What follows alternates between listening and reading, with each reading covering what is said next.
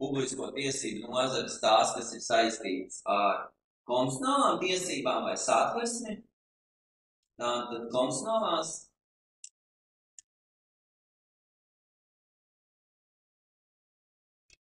Tad mums ir administratīvās, krimināltiesības un starptautiskās publiskās attiecības starp valstīm.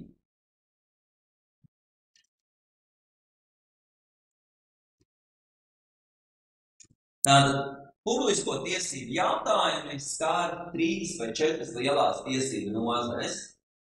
Konstitucionālās, satversme, vēlēšana tiesības, tad ir administratīvās fiska par iestādēm, kādas ir valsts pārvaldes iestādes, un krimināla tiesības, tāda, kāda personai iestājās atbildība, tad mēs studējam tiesības, lai zinātu, ko mēs varam darīt un ko nevaram darīt, ko var iestāties kādu juridiskā tiesību.